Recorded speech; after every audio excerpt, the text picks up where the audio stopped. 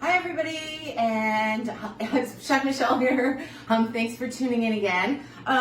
This is the winter edition of Grapevine Magazine, and we just want to say Merry Christmas from me, and of course from everybody at Grapevine Magazine. So you can keep an eye out for this copy floating around in the nearest town near you, all the way from Prince Edward County over to Whitby. Okay, guys? So I just wanted to add a little bit to the turkey roulade recipe that I have in there on page 83. We did the turkey roulade in a video post prior, and I had some questions. Madge, this is for you and anybody else wanting to make Christmas dinner a little easier. And so for the recipe with the turkey roulade, I just did simple roasted vegetables. Okay, so I've got here some carrots. You can get different heirloom carrots that are out there nowadays. Parsnips. People don't think to eat parsnips very often. This time of year, they're really great. And parsnips are actually related to carrots and part of the parsley family. And again, having a lot of health benefits. And one of my personal faves is Acorn Squash. Okay, and for this purpose, so it cooks faster and they're all sort of sliced in the same amount of as far as dimensions go. I like to do it this way because then it looks really pretty because it's scalloped on the plate, so people can just grab it like that. Okay, so to start off, a couple of things I want to mention about olive oil as well, guys. Invest in a really good olive oil, and when you're shopping at the grocery store, I know that there are a lot of olive oils that you can find nowadays. Almost everything is in plastic, okay? You want to avoid plastic for olive oil. You want to have your olive oil in a dark container, like this container here is a dark green container, and in glass, okay? Very, very important. Otherwise, your shelf life is not as long, and it has a possibility of going rancid. Okay, so super, super simple, guys. Olive oil on everything. I'm gonna go over the spices of what I'm gonna use. So you just want to, you can brush it on, you can splash it on. I have a brush somewhere, folks. And butter, I like to put a little butter sometimes on this as well. So you just want to basically do that up, toss them around in the oil, okay? Because roasting, it brings out, I find roasting vegetables brings out the flavor. Now, you may still want to have, I'm a potato head, so I'm still going to have potatoes, mashed potatoes or some form of potatoes with regards to, and olive oil is also very good for your skin and your hands. So there you go, you've just quickly done that. Now, I've paired, in the Grapevine Magazine, I've paired the different spices that I have here.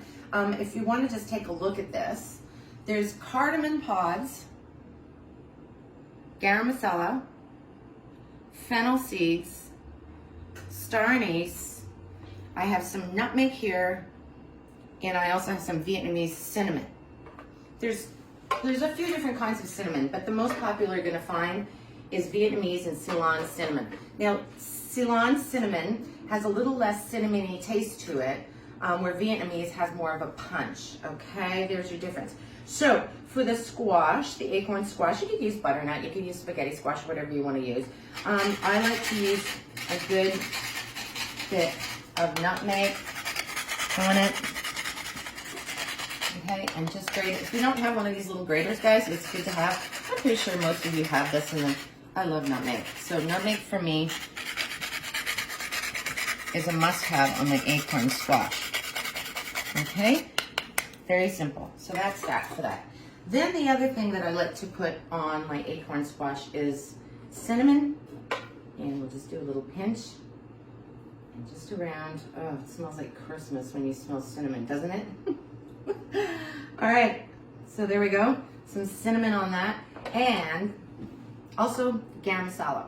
Okay, you can buy it like this. You can make it up, and that's why I had the cardamom pods here, just to show you. There's a green cardamom pod and a black cardamom pod that you can actually get, and you can make your own garam masala at home. There's a ton of recipes out there. Basically, you're using coriander seeds, you're using green and black cardamom pods, black peppercorns. You're using a little bit of mace, which maybe you may or may not have in your kitchen, but you can always get a little bit.